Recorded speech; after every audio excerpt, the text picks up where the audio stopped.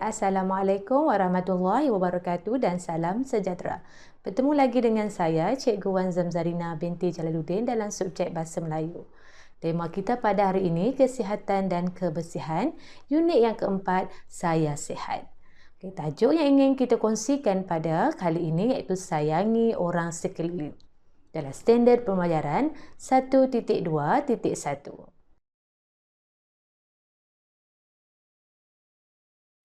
Murid-murid, dalam standard 1.2 kita akan mendengar dan memberikan respons masa berkomunikasi dalam situasi formal dan tidak formal.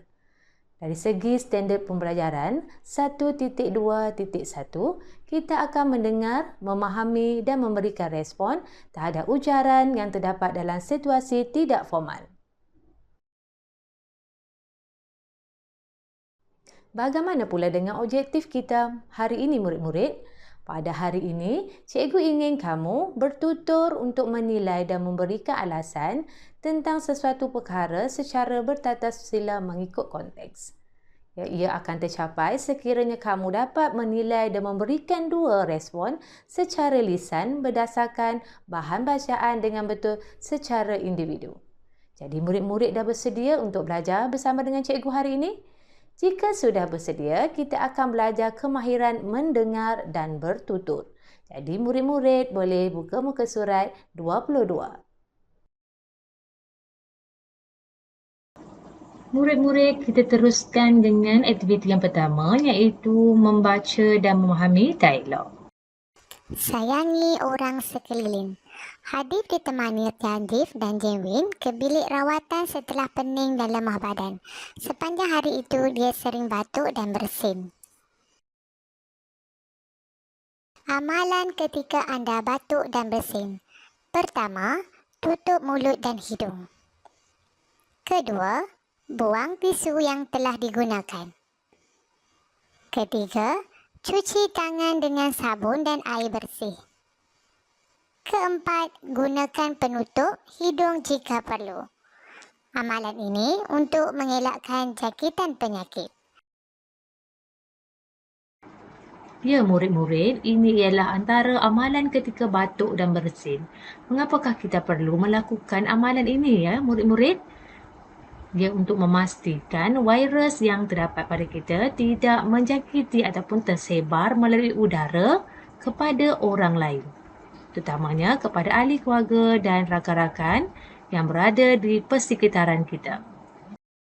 Mari kita baca dialog antara Hadif dan rakan-rakannya ya. Apakah yang berlaku ketika Hadif sedang batuk di dalam bilik rawatan itu? Maaf Hadif, kamu perlu tempat kosong. Mengapakah saya perlu melakukannya? Hadif, amalan ini bertujuan tempat kosong. Murid-murid, pernahkah kamu mengalami situasi yang sebegini? Ada rakan kamu yang bersin di hadapan kamu. Apakah perasaan kamu? Mesti kamu rasa takut kamu akan dijangkiti oleh virus sesama tersebut. Jadi begitulah juga dengan rakan-rakan Hadif. Mari kita lihat apakah dialog yang perlu dilengkapkan berdasarkan perbualan mereka tadi.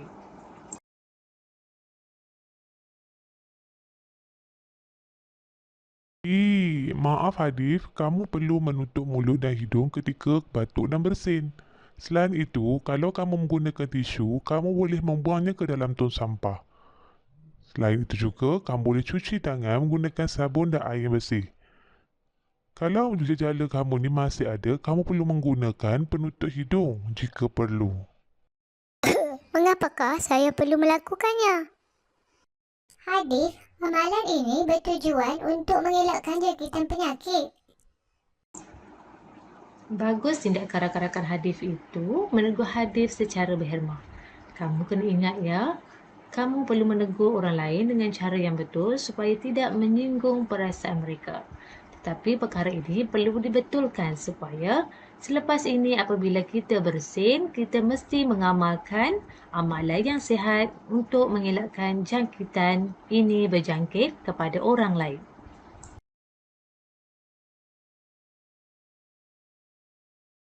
Nampaknya murid-murid kita telah tiba di penghujung video PDPR kita pada hari ini. Nilai murni yang ingin cikgu kongsikan pada hari ini, kita mestilah mengamalkan amalan yang betul ketika kita mengalami batuk dan bersin. Masih ingatkah murid-murid tadi tentang di awal video tadi menerangkan tentang amalan yang perlu kita lakukan ketika kita bersin? Bolehkah murid-murid ulang? Apa yang pertama?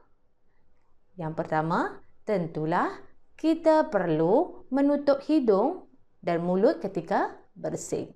Kedua, sekiranya kamu menggunakan tisu ketika bersin, pastikan kamu membuang tisu itu ke dalam tong sampah. Ketiga, cuci tangan kamu menggunakan sabun. Yang keempat, sekiranya gejala kamu masih lagi berlarutan, kamu perlu memakai pelitup hidung. Okay, jelas ya murid-murid pengajaran kita pada hari ini.